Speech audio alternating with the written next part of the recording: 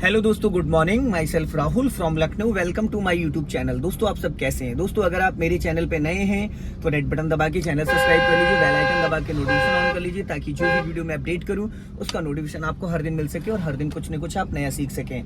मेरे चैनल पे आपको ड्राइविंग से रिलेटेड, मैकेनिकल से रिलेटेड, सेकंड हैंड कार से रिलेटेड इस 3 वीडियोज मिलती रहती।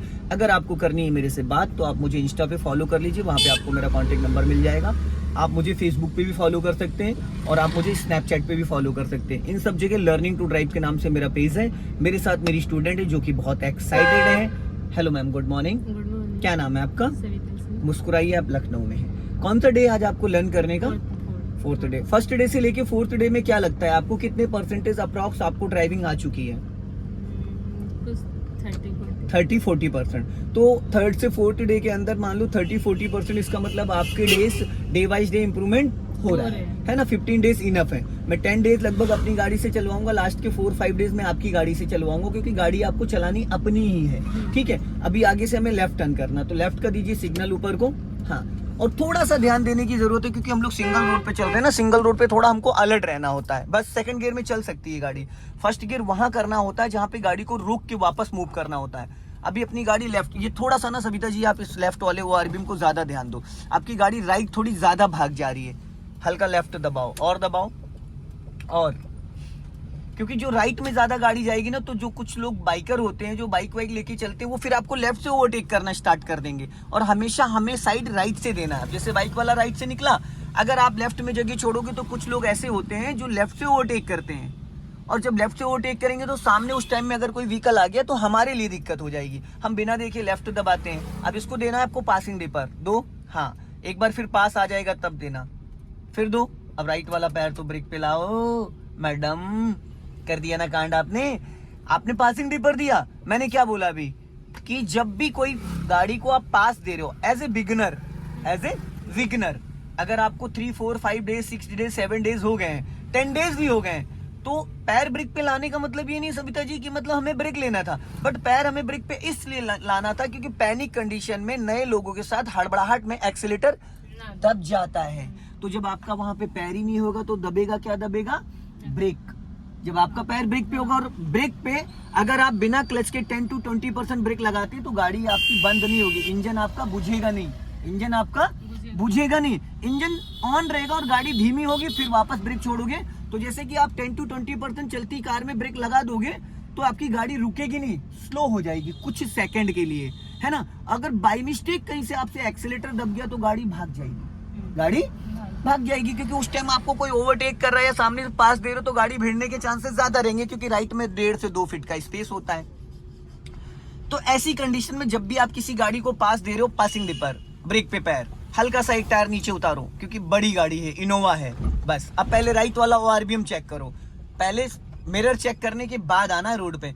ये कई बार ऐसा होता ना, हमने एक गाड़ी को पास दिया, उसके साथ में 2-3 गाड़ियां होती हैं, तो पहले हमें अच्छे से अपना राइट वाला ओआरबीएम रिकॉल कर लेना है कि ऐसा तो नहीं पीछे से कोई गाड़ी और लाइन में लगी हुई है ना। और लेफ्ट वाला एरिया ये वेरी इंपॉर्टेंट है। आप अगर लेफ्ट वाले ओआरबीएम को देखेंगे सविता जी, तो आपको लेफ्ट साइड में देखो गाड़ी के पीछे का रोड दिख रहा है कि आपका एक्चुअल में टायर कहाँ चल रहा है, उससे आपको जजमेंट करना पड़ेगा। तो इससे काफी हद तक आपको बारीकियां समझ में आ जाएंगी।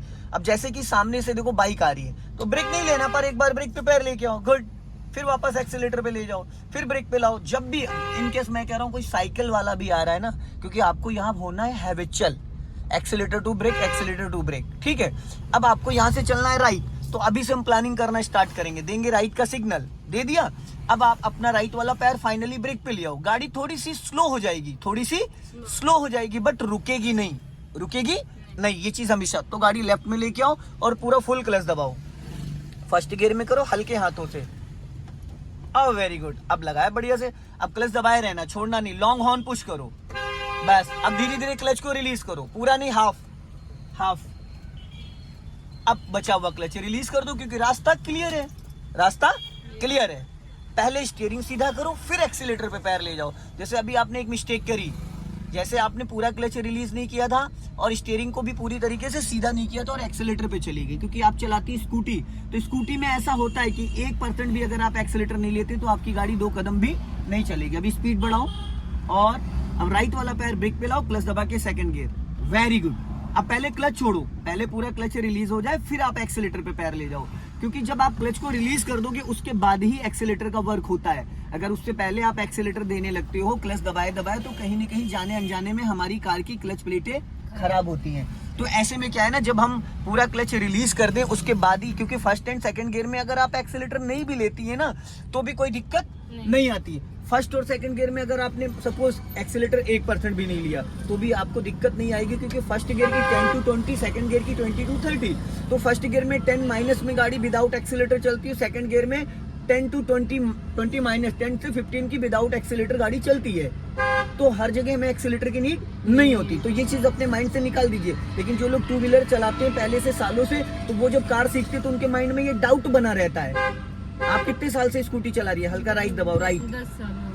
10 साल हो गए। अब 10 साल का जो आपका माइंड सेटअप है वो 4 दिन में कैसे हटेगा? अभी आप जाओगी फिर स्कूटी लेके जाओगी, स्कूटी में दे दनादन खींचे रहती हो, है ना? तो वो चीज माइंड में है कि भाई बिना एक्सीलेटर गाड़ी हमारी रुक जाएगी। ऐसा आता है माइंड में आपके कभी कभी कि जैसे ऐसा लगता है कि गाड़ी बहुत स्लो हो गई है तो मेरी गाड़ी रुक जाएगी। तो ऐसे में क्या होता है कि आप एक्सीलेटर पे पैर रख लेते हो, और ऐसे में ही हमें ब्रेक की जरूरत होती है। गलती कहाँ पे होती? गलती यहीं पे होती है कि जब लास्ट मोमेंट पे हमें लेना होता है ब्रेक और हम सोचते हैं हमारी गाड़ी रुक जाएगी, इंजन बुझ जाएगा, तो हम दबा देते हैं एक्सीलेटर, और वहां करना क्या था हमें? ब्रेक। तो ऐसे में पैनिक कंडीशन में अनजाने में हमसे गलती होती, क्योंकि 10 साल से हम बाइक स्कूटी चला रहे, 4 दिन में वो चीजें नहीं हटने वाली हैं। बहुत सारे लोगों को तो ये पता ही नहीं होता है, कार चला रहे 10 साल से, उनको यही नहीं पता कि बिना एक्सीलेटर गाड़ी फर्स्ट एंड सेकंड गियर में आप घंटों चला सकते हो, क्योंकि उन्होंने कभी बिना एक्सीलेटर गाड़ी उठाई ही नहीं है। उठाई, वो आधा क्लच छोड़ने से पहले 20% एक्सीलेटर ले लेते हैं, तो उनको पता ही नहीं है कि मतलब बिना एक्सीलेटर फर्स्ट और सेकंड गियर रिवर्स गियर में आप घंटों कार को चला सकते हैं। ये चीज। अब यहाँ पे हाफ क्लच लो, थोड़ा सा ब्रेक, क्योंकि स्पीड ब्रेकर है। हाँ, वापस लेफ्ट आ जाओ, गुड। अब आप ब्रेक को रिलीज करो, हल्का सा एक्सीलेटर करो, बट अब यहाँ पे फिर स्पीड ब्रेकर आ रहा है, पर यहाँ पे थोड़ा सा चेंजिंग है, क्योंकि यहाँ डाउन हिल है। अब आप फुल क्लच दबाओ और हल्का सा ब्रेक लगाओ 50%, ज्यादा नहीं, बस। अब ब्रेक छोड़ो, अब देखो ब्रेक छोड़ो, अब क्लच छोड़ो, पहले ब्रेक छोड़ो फिर क्लच। और सविता जी, ब्रेक छोड़ने का मतलब ये नहीं कि ब्रेक से आप पैर हटा लो, ब्रेक छोड़ने का मतलब जो ब्रेक दबाया था उसको रिलीज करो, पैर वहीं रखो। अब यहाँ देखो, पहले मैंने वहां बोला आपको हाफ क्लच दबाओ, थोड़ा सा ब्रेक लो, है ना, 20%। यहाँ पे मैंने बोला फुल क्लच दबाओ और 50% ब्रेक। क्यों फुल क्लच? इसलिए मैंने बोला क्योंकि यहाँ पे डाउन हिल थी, यहाँ पे ढलान है, हल्की सी ढलान है, तो यहाँ पे अगर हम फुल क्लच ले लेते तो हमारी गाड़ी की जो स्पीड है वो इंजन और गियर दोनों डिस्कनेक्ट हो जाता है। तो जो स्पीड बढ़ी हुई है ना, वो हमने हल्का सा ब्रेक से डाउन कर लिया, तो गाड़ी हमारे कंट्रोल में आ गई। ठीक है, क्लियर हो गया? तो अब वो डिपेंड करता है कि स्पीड ब्रेकर चढ़ाई वाला है या डाउन हिल वाला है या लगातार बड़े स्पीड ब्रेकर है, और हमारी गाड़ी की हर सिचुएशन पे अलग अलग पैटर्न है कंट्रोल करने का। तो ये जो छोटी छोटी बारीकियां है ना, ये कहीं ना कहीं आपको बहुत कुछ सिखा देती हैं। अब हमें आगे से जैसे अभी 200 मीटर पे जाके गाड़ी को स्टॉप करना है, तो स्टॉप करने के लिए हम पहले से प्लान करेंगे। तो अभी हमें करना क्या है ना, गाड़ी को रोकना नहीं है, हमें यू टर्न मारना है। ठीक है, अभी से मैंने आपको बता दिया 300 मीटर आगे जाने के बाद आपको यू टर्न मारना है।